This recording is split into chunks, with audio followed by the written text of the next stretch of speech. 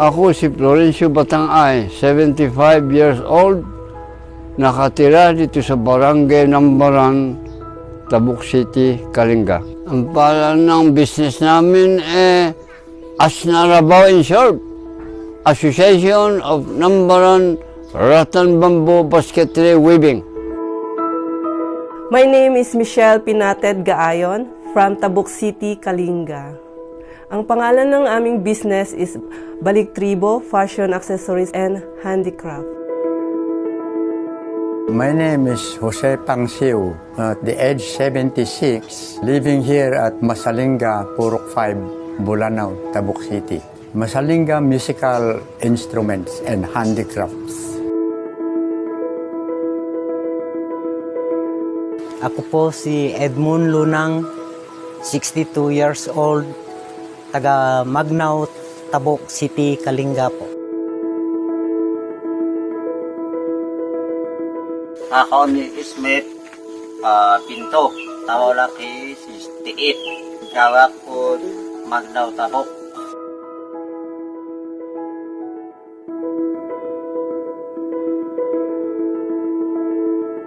Nagsimula kami noong March 2013.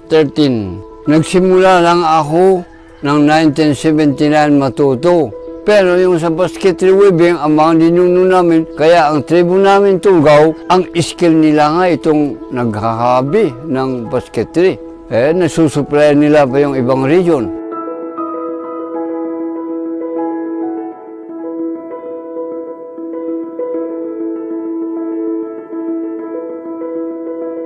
Nagsimula po ang aming business noong 2007 sa pamamagitan ng aking sister, si Miss Priscilla Pinated.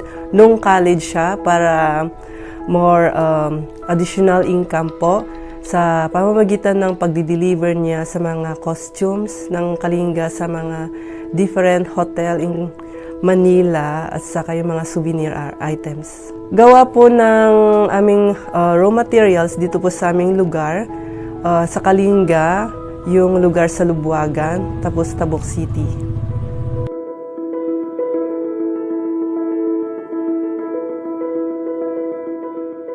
We started this one July 2015. Thought of putting up a little store for those who want to purchase or buy from us the instruments. We do them here, we craft them here in our own small house. Usually bamboo and sometimes rattan.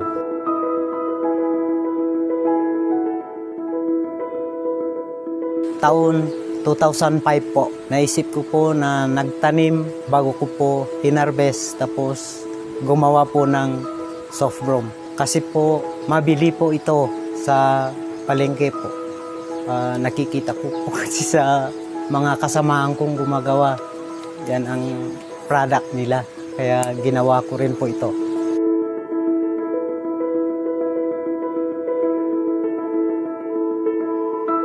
Ang inspirasyon ng Baliktribo Handicraft ay yung Tuklas Katutubo. Ito yung organization namin na tuklasan, ugnayan, kultura, lahi at sining ng mga katutubo.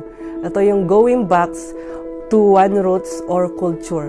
Gusto namin ibalik ang aming tradition at kultura dito sa Kalinga.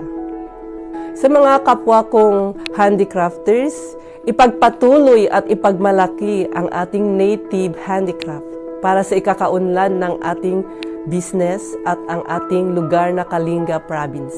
Salamat!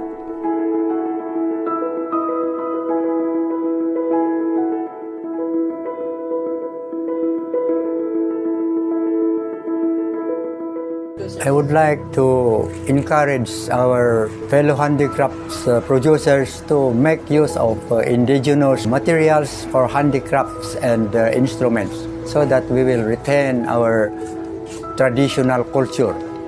And to the people who also make use of this, we would like them to know the uses of instruments and handicrafts out of traditional indigenous materials. Sa mga kababayan ko, tangkilikin natin ang sariling atin. Tangkilikin natin ang sarili. atin.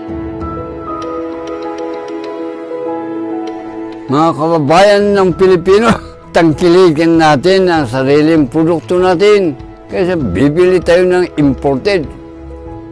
Kaya, yun ang mensahe namin dito sa Asnarabao. Let us patronize our own product. Kaya nga, nandyan ang mga ng gobyerno para masuportahan tayo rin din sa mga gobyerno. Salamat sa inyo at God bless everybody.